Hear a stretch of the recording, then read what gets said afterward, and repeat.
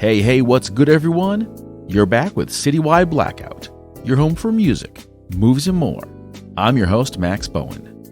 For this episode, we're heading back to Boston to chat with Dan Nicklin of the band OldJack and Henley Row Studios. Dan talks all about how this studio got its start and how it's grown over the years. We look at the amazing work done by the Henley Row All-Stars, which features a revolving cast of musicians. Dan and I talk about the new single from OldJack called Take a Picture and the message it has about social media and mental health.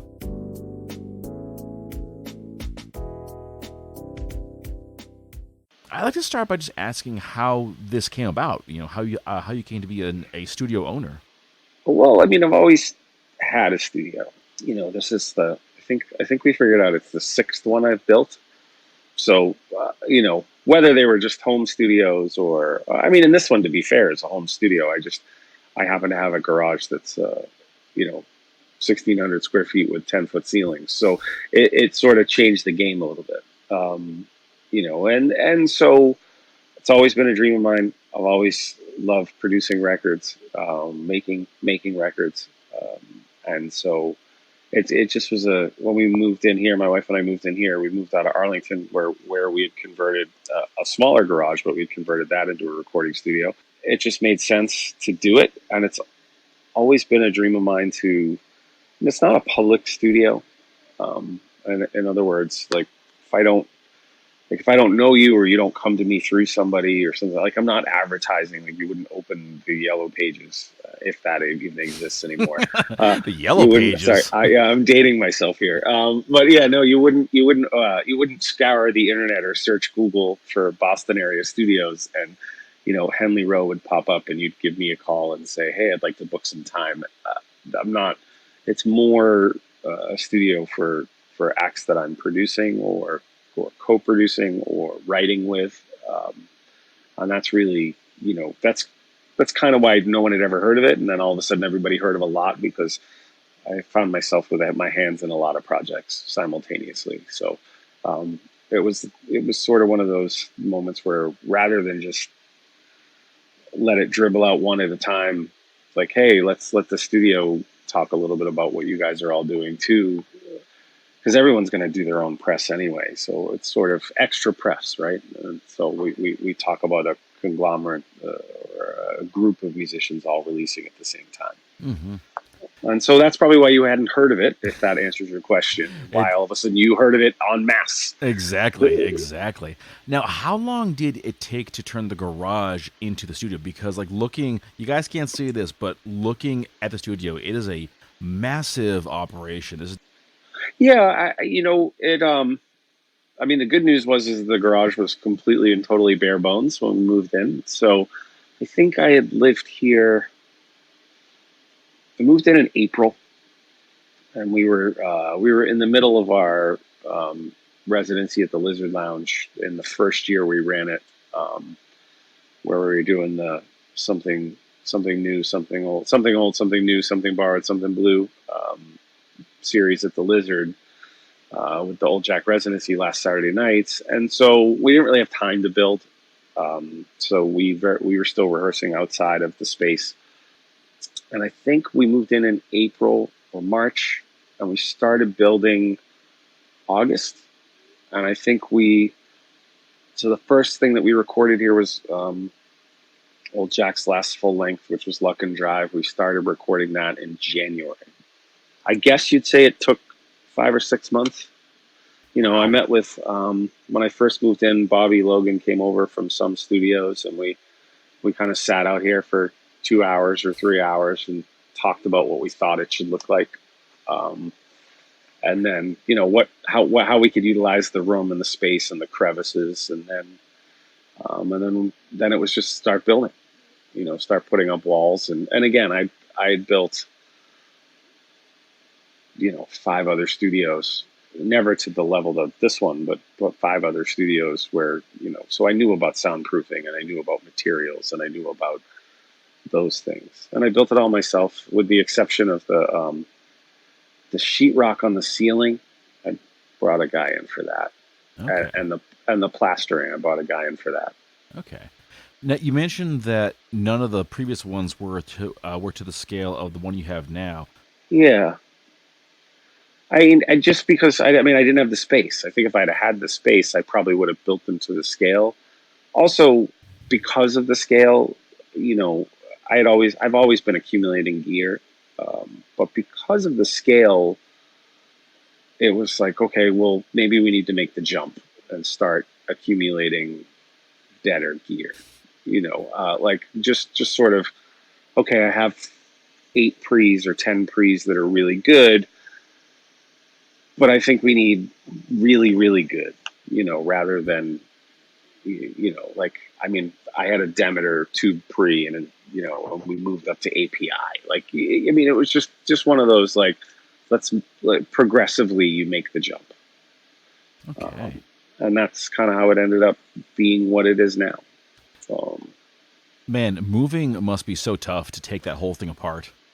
yeah, taking Arlington apart was, I mean, I guess you'd say I'm a pack rat, but we had a 1,200 square foot house with a garage, and it took like three 26-foot trucks to get it here.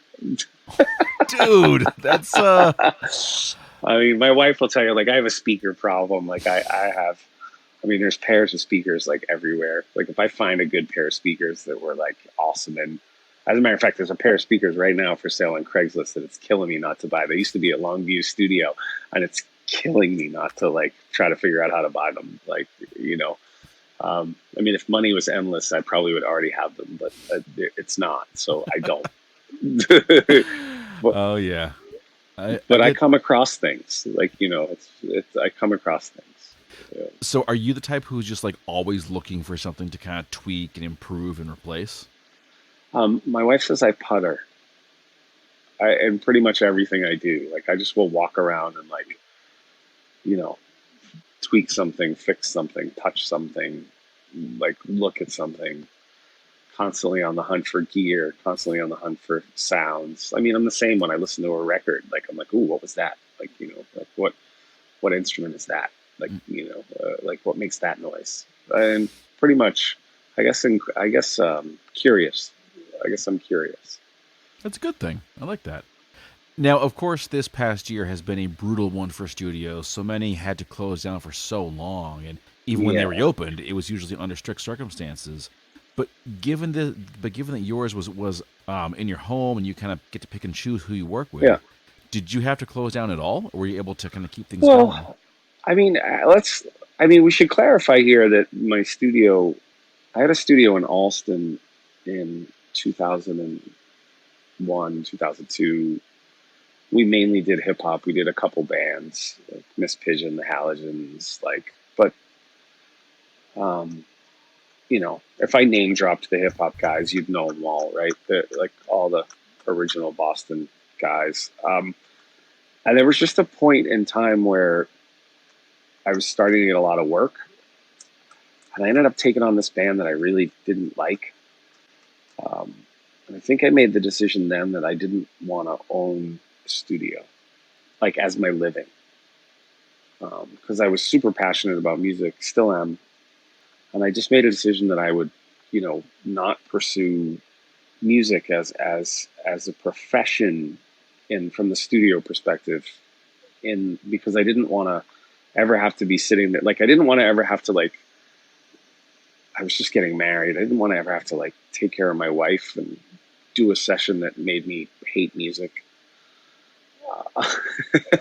Does that make sense? It does, yeah, Like, it does. you know what I mean? Like, take on something that was going to make me hate this thing that I'm so in love with. Um, I didn't want to do it.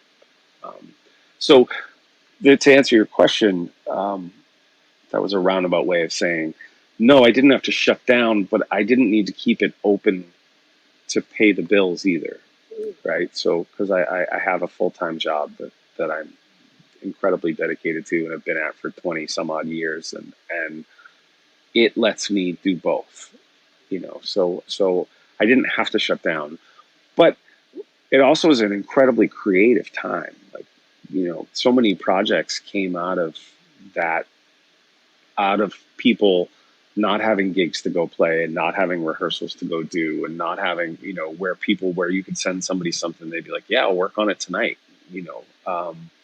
so that was a I feel like from a collaborative standpoint, from the thing that I've always had my eye on, the prize has always been, I mean, if you look at Henley Row, it says a private studio built to record a musical family. I think in a lot of ways, the family got tighter during the pandemic. Mm-hmm. Mm-hmm. Oh, yeah. Just talking about projects, yeah, I've seen so many people release albums and publish books and do comics during this shutdown, because for a lot of them, they're able to just do their own thing. They said, okay, well, I can't, play out shows, but I have everything I need to record. I'll just make an album, or I'll get my book done, or so forth. So it's been an interesting year because I think we've seen just so much art come out of it. Yeah. Well, yeah, I mean, we were jammed up, right? I mean, Will Daly started doing his concert series, 3 weeks into the pandemic, and I think we all thought it was gonna, we were gonna donate some money to Will and keep him alive for the months that we needed to hang out in the house, and that grew exponentially and really fast. So I think a lot of people wrote. I mean, we did a lot of different things. I mean, I've just was with a musician the other day who's playing in the Boston scene for 20 or 30 years. And like, he had to learn how to record in the pandemic because, he's a great session player who everybody used to call in and be like, oh, can you be here? Can you be here? Come here. And all of a sudden it was like, I have nowhere to go. But he was like, well, I had to like buy gear and figure it out. Like, so I think it made a lot of people pivot. Mm-hmm. But I do, I mean, it was scary. It was like, is music ever coming back? I mean, we started, once closed. I mean, so many bars and stuff closed, but the Cantab closed. We started losing these music venues. I mean, the Cantab's coming back. That's great. Once it's got their summer series, and hopefully we'll find another space, and that's great. But I mean, it's, don't get me wrong. I mean, I got the financials on the Cantab just, and looked at it a couple times with a couple other people from Boston, like, oh, do we want to do this? Like, but what if it never comes back? Like, it was scary. It was scary. But it was, I mean, I think as you watch people come out of it now, I love the camaraderie. But it was funny yesterday, there was a show, I played a show and reached out to a buddy of mine, was like, hey, you coming tonight? Like, and he's like, no, I got rehearsal. And I was like, oh, we're back to normal. Yeah. And normality resumes. Yeah. And no one's available to come to your shows. No one's available to come to shows again. Like, but whereas if you were like if you're the first show, everybody's like, yeah, man, I want to go to that first show. And now it's, back to, oh no, Wednesdays is rehearsal night. Yeah. So I don't know. I don't know if that answered your question. I'm sorry, man. No, it does. It does. I roam. Hey, that's totally cool, man. So do I. I actually did want to touch on that too, because of course now we are seeing the return of shows. We're seeing so many folks announcing summer shows, or announcing fall tours. How does it feel now from the musician's perspective? Does it feel like normal is coming back? Yeah. I mean, and I feel like the audience, not your musician buddies, but the audience seems a little bit more, I still think there's some people who are timid, but the audience does seem to be a little bit more enthusiastic. Yeah. I think one thing that has occurred to me is that we've seen how easily and quickly we can lose it all. Like, not just one thing or another, but, seeing, I think especially in the early days when, like, everything was closed down, the businesses, the venues, the gyms, the theaters. It's like we've seen how quickly we can just lose everything. The thing that I hope comes of it is a stronger sense of appreciation, and not think, oh, well, it'll be here forever, because maybe not. Yeah, I'll just go see that band next week or next time they come to town. Or, I mean, I'm sure that there are people with like a bucket list now where they're like, I mean, you only have to go look at the Harry Styles ticket prices to go see him at the Garden right now to know that like, I mean, you're in like the upper 300s, and it's I don't know, $2,000 a ticket. Like, you know what I mean? Like, I was like, who the hell's going to see this show? But I was shocked at, like, it's one of my wife's guilty pleasures is Harry Styles, and he made a good record. So it's, I get it. But, I went to like surprise her and get her a couple of tickets so she could go with her girlfriend. And I was like, holy cow. I was like, and Jenny Lewis isn't even going with him anymore. Like that would have been the reason I went, and so but I was like, wow, like, front row seats are like $5,000, 10, like it's crazy. It's all StubHub, but but that's how bad people want to go right now to go see something. They're like, holy cow, what if it comes back and I never get to see Harry Styles ever again? Like, people are freaking out. Oh yeah, I and my girlfriend were actually looking into shows at Tanglewood, and we would see, okay, shows announced, an hour later, sold out. Yeah.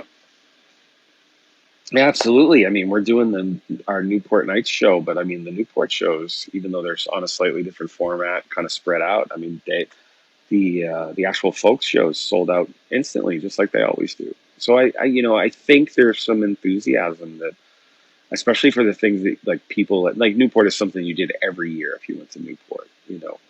I deferred my tickets this year only because I wasn't sure what the format was going to be and stuff like that. But and I could defer them till next year. So I did that. But the enthusiasm just seems to be there from the folks, especially the people who like concerts are their life.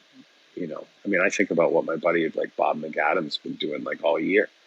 It's like, because I mean, you'd see that guy, he'd post a picture in Nashville and then post a picture in like Georgia and then post a picture in somewhere else. I mean, he was everywhere just watching concerts. So I have no idea, where people are or what they're doing. But I loved watching people's output.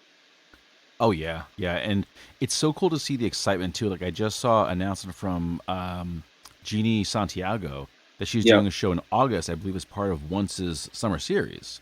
Yep. And just like reading the post up, but the excitement on that post, the excitement that you just see the tone from it, you can tell she is so just jazzed about this. She is so excited and enthusiastic, and I think everyone else is too. Yeah, I mean, can you imagine how much fun like the BMAs will be this year? Oof, that's going to be unbelievable.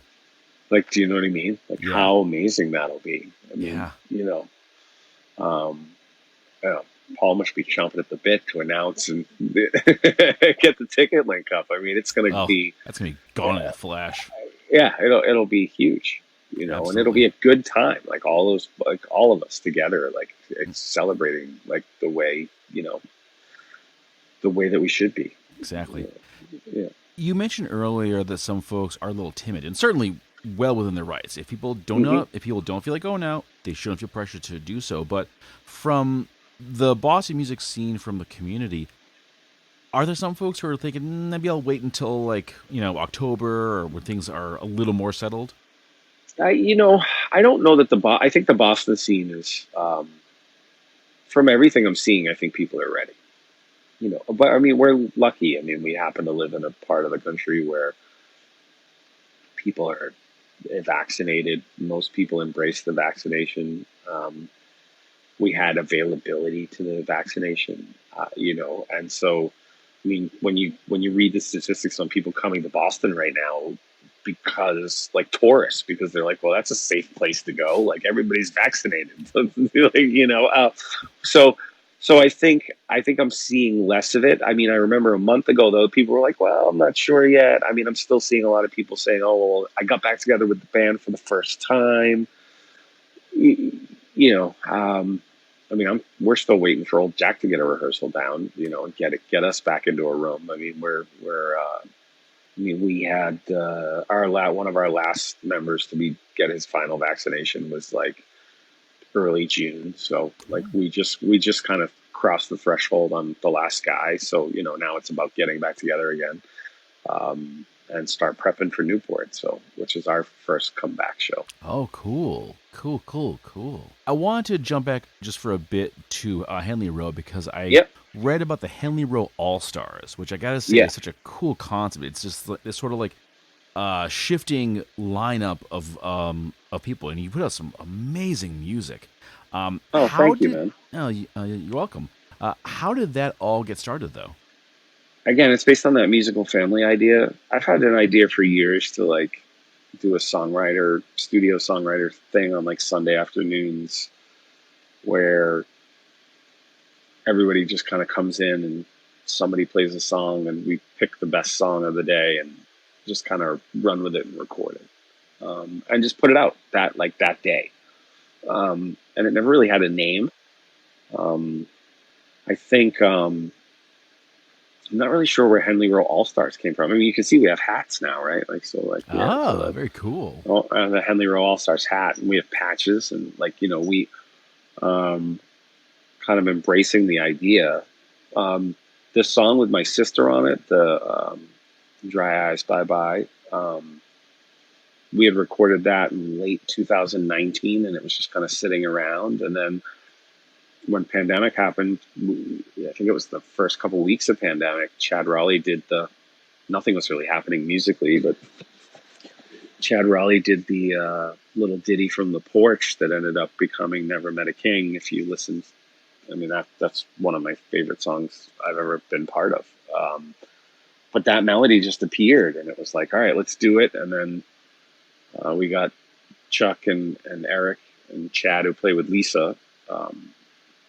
And Ajda actually, and they all of a sudden were like, all right, yeah, we'll do the rhythm, we'll be the rhythm section, and from there it was got Nate involved, and then it was like, okay, well we need a name, and so, I don't know, Henley Row All Stars just sort of appeared, and it was part of a concept that I had sort of had, that whole like let's get together, release songs, and so I mean the good news is that we have another 3 Henley Row All Stars songs like in the can or written and about to be recorded. So, in 3 or 4 months, we'll release another set of videos with bands that are recording here, and then some original Henley Row All Star stuff too.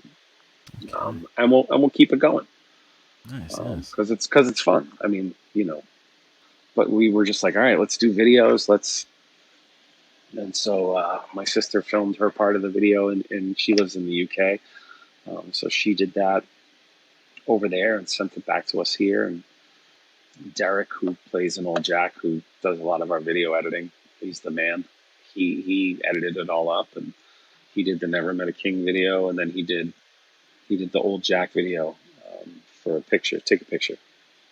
I also want to ask about and this song was from the Henley Row All Stars, The Show Go On. This was released on New Year's Eve with proceeds to support the staff of the Lizard Lounge. Yes. Why that particular venue? I mean, I know that they were all definitely neat, but why did this one kind of speak to you? What, the venue or the song? The venue. Let's start with that. Well, I have an affinity for the venue because, I mean, it's been OldJack's home for 4 years. Mm-hmm. I mean, OldJack's Last Saturdays has been a residency there for 4 or 5 years. And so I mean, you want to help everybody, right? But at some point you have to just sort of narrow it down and say, I can actually help here rather than, I don't know. I mean, if I had $100 and I gave everybody 1 penny, yeah, I mean, I could touch 1,000 people, right? Is that the right math? I think so. Mm-hmm. But if I gave one person $100, like, what did I do? So, like, while I would have loved to save the whole community, there are people who have poured me my drinks and mixed my sound for 5 years directly. All the people who sang on that song have all sung with OldJack or been part of OldJack's Last Saturdays at some point in time. So I think it just made sense that if we were going to pick a target to try to help, that one made the most sense. Okay. I mean, and when I actually reached out to the Lizard Lounge and said, listen, I'd like to give 2 donations essentially directly to 2 specific people. And so we did that. Okay. Who are people who had helped us for a long time. But they were Lizard Lounge employees. Okay. That can be your first stop once like shows indoors happen? I would like that for OldJack. obviously, like, so, I mean, I'm part of a new band called Other Brother Daryl, which is kind of well, it's been 10 years in the making, but it's like a Boston, I guess you'd call it like a Boston supergroup. It sounds weird to say when you say it about yourself, but I mean, it's Dave Mirabella, Nate Levitt, and myself, um, all, all like writing the songs together, um, with our drummer, this guy Dan, um, and it's all of us sort of writing the songs. I mean, we're recording right now, and Ed V's playing bass. And we have Matt Otabashian from the band Grow out of Providence, playing keys. Um, so it very much, I mean, I guess it is, it's kind of a super group, I guess you'd say, but it's something that's been going on for years, three frontmen all kind of playing together, and it's big harmonies and everybody sings, and it's a lot of fun. And so that's going on. So that concert we played last night, we played our very first show. So that wasn't I mean, we didn't wait for the Lizard for that, but I think OldJack, I mean, we're playing the Newport thing, which we always played, but I would like to come back. I hear rumors about the Lizard reopening, and I can't say I have inside information as to when, but I know they've announced Toad will open soon. So that'll be great too. It seems like in terms of venues, we have done okay. The city's getting back most, if not all of them. Of course, one's closed, but they're still doing shows and are definitely looking for a new spot. I know Great Scott closed, but last I checked, they had a line on a new location. So it seems like, Yeah. I mean, Carl's been doing a great job with that. I think this city is always, it's a very nostalgic city, right? In other words, like we're surrounded by history. So of course we're surrounded by nostalgia. And I mean, since I've been here, everybody always like weeps about things closing, but something new always shows back up. I mean, we're lucky in that way that there's lots of hungry people. Whether it's the same people or whether it's people who are changing or new people, or, there's always something closing, but something opening, or if it closes, it reopens as something else, or, there always does seem to be, I mean, we seem to be getting a lot of like larger venues right now. Like the Somerville Theater just announced that they're reopening their ballroom, I guess, which will be a 550 seat venue. And then obviously we got the Sinclair, and I mean, we have some really big venues coming in town too, right? MGM at Fenway, and I mean, those aren't probably venues I'm going to play, but I think when there's healthy music going on, then the smaller clubs also typically will come back and open. And I also think the pandemic has opened up, people's eyes and ears to the idea that you can alternative venues, alternative places to play. Like Once's Boynton Yards thing, that's really cool. And I'm super happy for JJ that's happening. And for everybody who, I mean, it's not just JJ. She's got a team that works hard. So I think that's awesome. But that's what I mean. There's always fight. Like even if there's fight left in the people getting their ass kicked, and then there's new people coming along with fight too. And I think that's what makes Boston special. I mean, you got Nicole tomorrow throwing backyard concerts all summer long. Like, I mean, go Nikki T.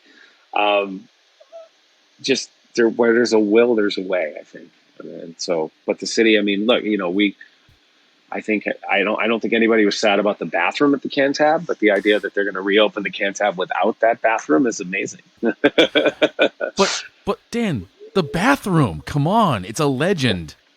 It will be a legend, and hopefully whoever the guy is, hopefully he has I read an article on him, but I don't remember who he is, but hopefully he has a sense of humor and preserves that, like, somehow.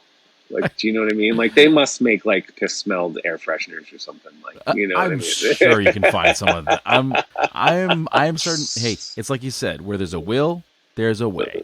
Yeah. Someone made it. Right? Someone made that. You just you know can. It. Yeah, you can definitely have like shit delivered in a brown paper bag to someone's doorstep, so you can probably find that. See, we're not. We're definitely gonna like maintain the soul of the Canta with that piss smelling bathroom. That would be amazing. If it said on the door, like, I apologize for the smell, but it's part of why I bought this place. It's it's just the charm of it, you know. It's the charm. Yeah. Yeah, I mean, but people still talk about the troughs at Fenway, which was basically like a larger version of Cantab, but nobody really complains when they go in the bathroom now at Fenway. So, I think they're just happy to be able to go there again. Like, yay! I get to go in the bathroom at Fenway again. I thought this was never gonna happen. right, right, yeah. It's I mean, the little things, Dan. The little things. I mean, yeah, baby steps, man. That's what I mean. I think everybody's coming around to it at their own pace at this point. So, Yeah, you exactly. do have those baby steps happening in the community. I think it's really good. Definitely, definitely.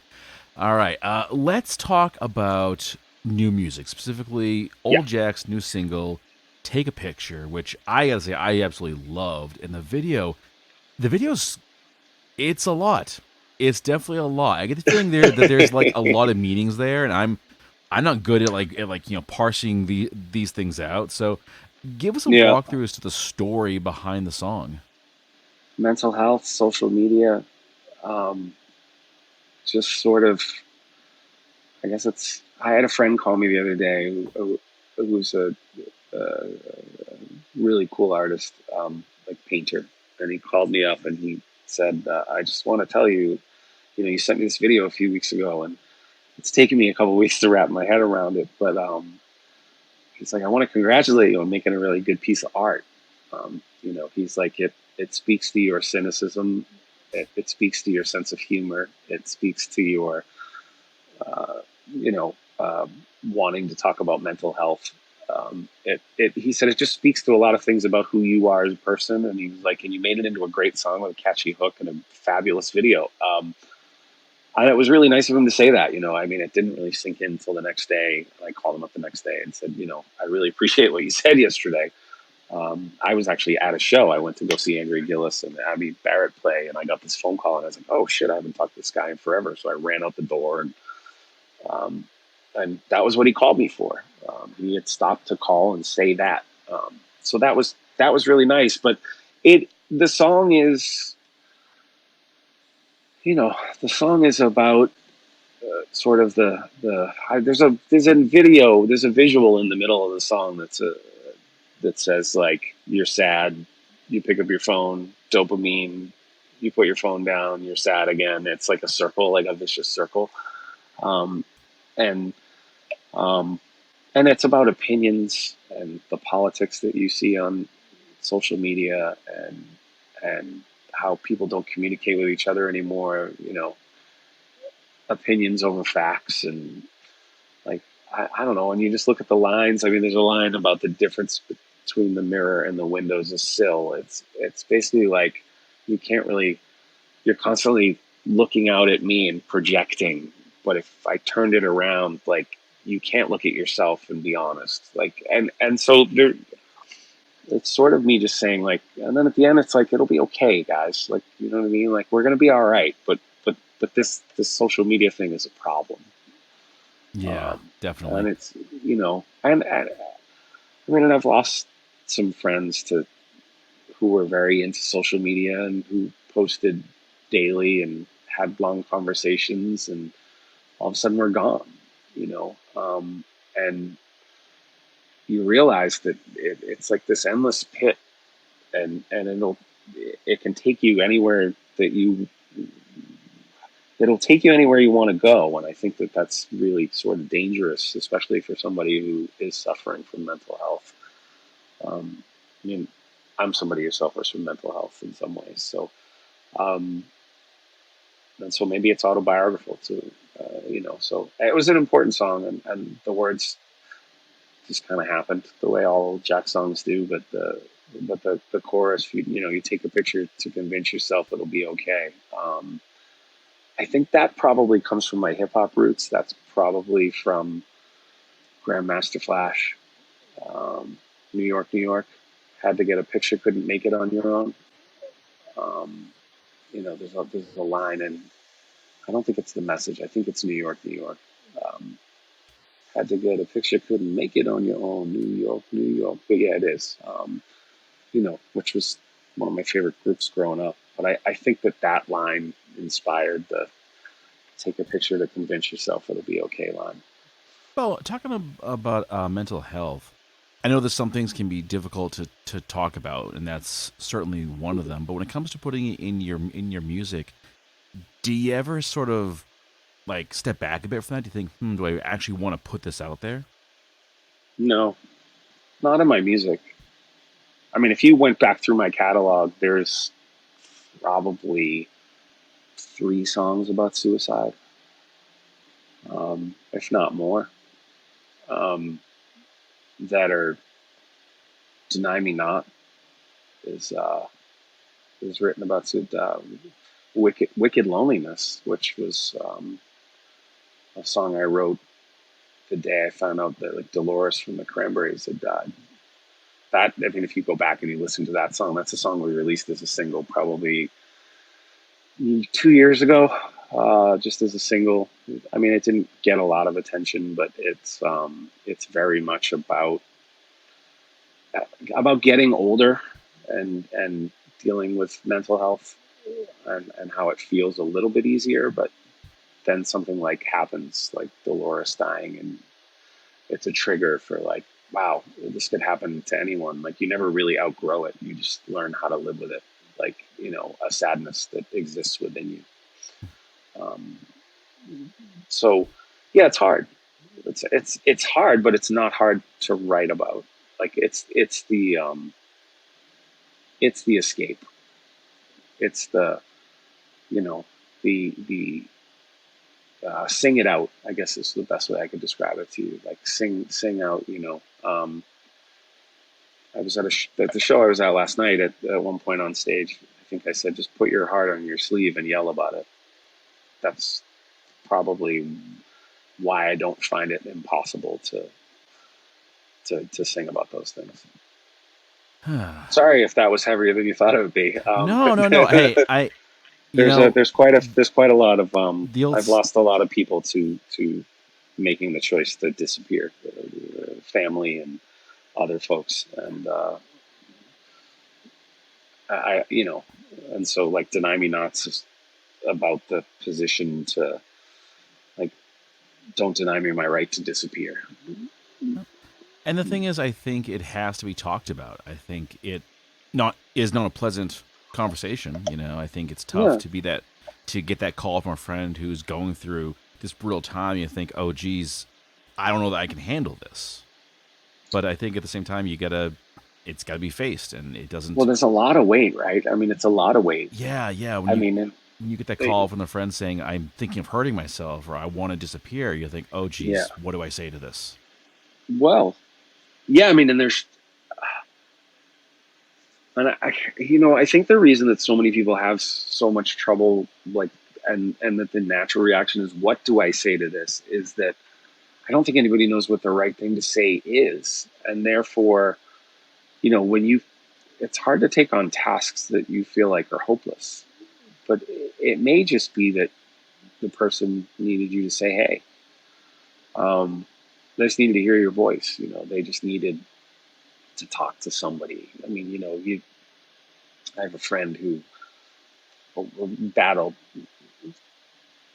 pretty heavily suicidal tendencies, and eventually went on to like work the suicide hotlines. Um, and it's not that she's an expert; it's that she knows sometimes they just need someone to talk to. Yeah, I mean, for a really petty analogy, it's like I used to sell gym memberships, and people would come in and they'd walk in the front door and they'd be out of shape and overweight, and you know, I'd give them the price and everything, and they'd be like, "Okay, thanks," and I used to look at them and be like, "You just came here, let's go. Like let's do something about this. Like you're here. Why did you come here?" That would be the next question I'd ask them. Why did you come here today? What do you want to change? You know, um, and they would there would be some reaction to that. It's the same thing, I think, on a suicide hotline. Like, if you pick up the phone and you call somewhere, like, you just need someone to talk to. So, like, if you hear from an old friend tomorrow, or, don't not call back. Exactly. That's Don't. the best advice I can give. Like, just like, hey, you know what? I need to call that person back because I have no idea why they just called me. Exactly. Which I think is very good advice. Just pick up the phone. You never know what's on the other end. Yeah, tell them that you love them, man. Don't be afraid to say, hey, you know what, man, I love you. It's okay. Sorry, man, didn't mean to go heavy here. No, it's cool. Actually, I think as things are reopening and we're entering, normal. I say that with the air quotes. I think there's a tendency to slide back into old habits and old thinkings, and to get once again proud, because like during this whole time there was such a focus on staying in touch with your family, mental health. Call your family, call your friends, because we're all hurting right now. But now it's like, oh, the restaurants are open again and shows are happening. I can go back to the gym and the theater and so forth. I can see my family again. I think there's that tendency to say, okay, well, we're back to normal. I can stop worrying as much because we're all able to go and do stuff. But some people are still hurting, whether it's from the pandemic or from a job loss or from something else. Some folks are still hurting, so that need has not vanished. Yeah. I mean, it's no, it hasn't, and you're right. It's probably, if the focus twists away from the spotlight on mental health, that'll be detrimental, especially considering how far we've come as a society with it, where people can be open about it and have conversations about it, and talk about their issues or dealings with it, and so that people who need help know that it's okay to say, you know what, I need help. There you go. I need something. And so, like the end of the song says, man, it'll be okay. But social media is a bad drug. Yeah, but like you said, it'll be okay. Yeah. I mean, there's so many other things I want to talk about out of Henley Row. I mean, Census Optimism and Nate's new song, and but I guess we don't have time. But that's okay. I love what we're doing. I love that you took the time to watch the videos and listen to the songs, and and to spend a few minutes here doing this. It's really appreciate it, man. It's such a great community we have, and we need. I always appreciate when people take the time to say something about what it is we're doing, because I mean, I'm not famous, but I am part of this damn community, and we're trying to make something happen. So it's pretty awesome. It definitely is. Of course. Well, folks at home, if you want to learn more about Henley Row, they are on Facebook, HENLEY Row. Of course, follow OldJack under OldJack Band, and Dan, I am sure we'll cross paths in the very near future. I look forward to toasting a glass with you, man. You got it. Stay safe, stay well, and again, thank you so much. Picture this. You finished your first book and nailed it. The plot, the characters, all the twists and turns. This one's a winner, and all you need is the right cover. If you've got my art skills, this is the part where panic usually sets in. Enter the cover villain, hero to writers everywhere. Founded by noted author Remy Flagg, Cover Villain focuses on composite image covers for science fiction and fantasy writers. Give them the details, and they'll craft a cover using popular trends that everyone will want to see. But wait, you say, I've got ideas of my own. No problem, as Cover Villain loves a good collaboration. As they say, our goal is to put a little villain in every cover we make. Want to know more? Then head to covervillain.com and follow them on Facebook and Instagram. Hi, this is singer Kate Eppers, and you're listening to Citywide Blackout.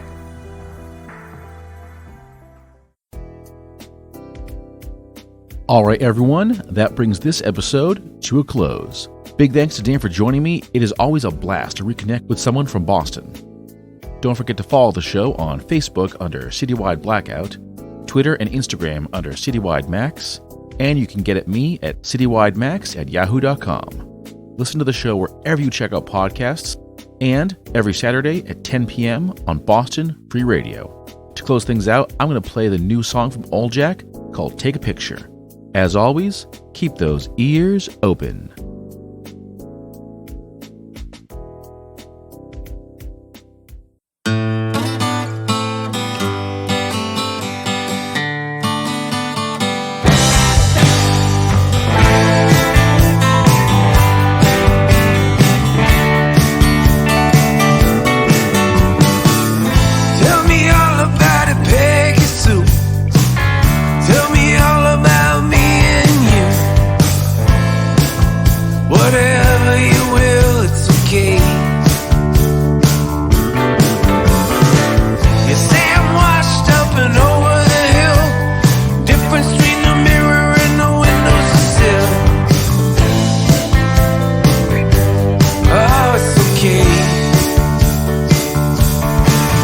There's a world full of all these words, still nothing to say.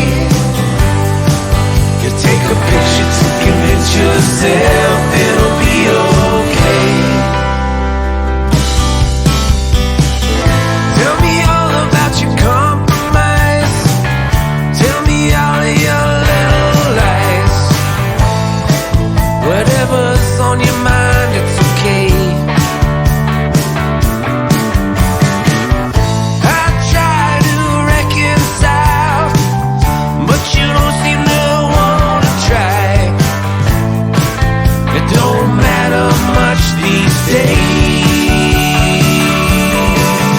There's a world full of all these words, still nothing to say. You take a picture to convince yourself it'll be okay. It'll